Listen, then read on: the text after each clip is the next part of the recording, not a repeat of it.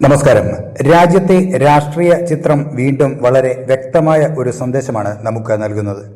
India today see voter പുറത്തുവിട്ട ഏറ്റവും പുതിയ mood of the nation survey ഫലങ്ങൾ പരിശോധിച്ചാൽ ഇന്ത്യയിലെ വോട്ടർമാർക്ക് രാജ്യം ഭരിക്കാൻ ആരിൽ വിശ്വസിക്കാം എന്ന കാര്യത്തിൽ യാതൊരു സംശയവുമില്ല എന്ന് വ്യക്തമാക്കുന്നുണ്ട്.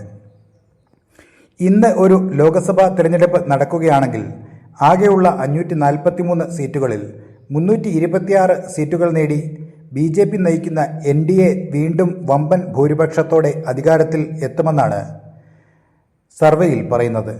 കേവല ഭൂരിപക്ഷത്തിന് 272 സീറ്റുകൾ മാത്രം വേണ്ട സ്ഥാനത്താണ് NDA ഈ മികച്ച നേട്ടം നിലനിർത്തും എന്ന് പറയുന്നത്. ഇതിൽ BJP ഒറ്റയ്ക്ക് 261 സീറ്റുകൾ സ്വന്തമാക്കുമെന്നാണ് പ്രവചനം.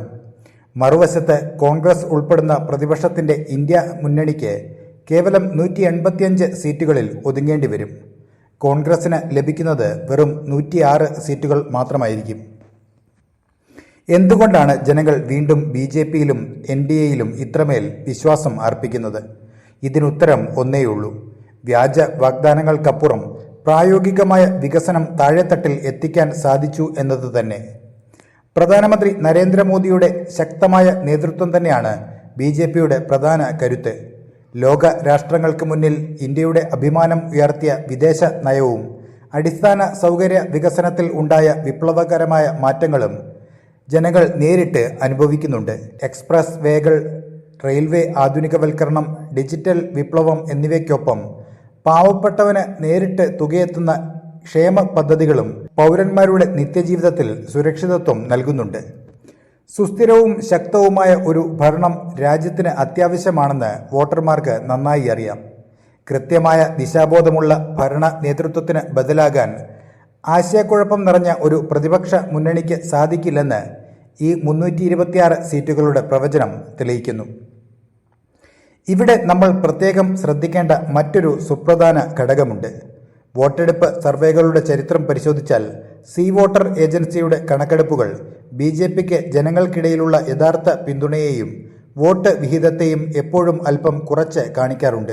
മുൻകാലങ്ങളിൽ നടന്ന പല സംസ്ഥാന ദേശീയ തെരഞ്ഞെടുപ്പ് സർവേകളിലും സീ വോട്ടർ പ്രവചിച്ചതിനേക്കാൾ വളരെ ഉയർന്ന സീറ്റുകളാണ് യഥാർത്ഥ വോട്ടെണ്ണൽ ദിനത്തിൽ BJP നേടാറുള്ളത്.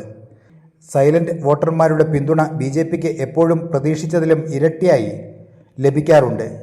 അതിനാൽ സീ വോട്ടർ ഇപ്പോൾ പ്രവചിച്ചിരിക്കുന്ന 326 എന്ന സംഖ്യയ്ക്കും എത്രയോ മുകളിലാണ് NDAയുടെ യഥാർത്ഥ ഗ്രൗണ്ട് സ്ട്രെങ്ത് എന്ന് വേണം കരുതുവാൻ.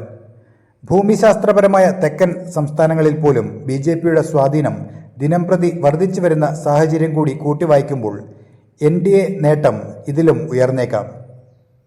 അതുകൊണ്ട് തന്നെ കഴിഞ്ഞ കുറച്ച് നാളുകളായി സർക്കാരിനെതിരെ പ്രതിപക്ഷവും ചില വിഭാഗങ്ങളും ചേർന്ന് കെട്ടിപ്പടുത്ത സമരങ്ങൾക്കും സോഷ്യൽ മീഡിയ ക്യാമ്പയിനുകൾക്കും ജനങ്ങൾക്കിടയിൽ യാതൊരു സ്വാധീനവും ഉണ്ടാക്കാൻ സാധിച്ചിട്ടില്ലെന്ന് വ്യക്തമാണ്.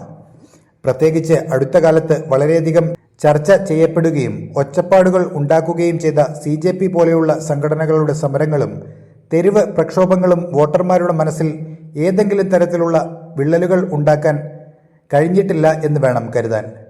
ഇത്തരം തെരുവ് നാടകങ്ങൾക്കും താൽക്കാലിക രാഷ്ട്രീയ അജണ്ടകൾക്കും രാജ്യത്തിന്റെ വികസന കുതിപ്പിനെ തടയാൻ കഴിയില്ലെന്ന് ബോധ്യമുള്ളവരാണ് ഇന്നത്തെ വോട്ടർമാർ.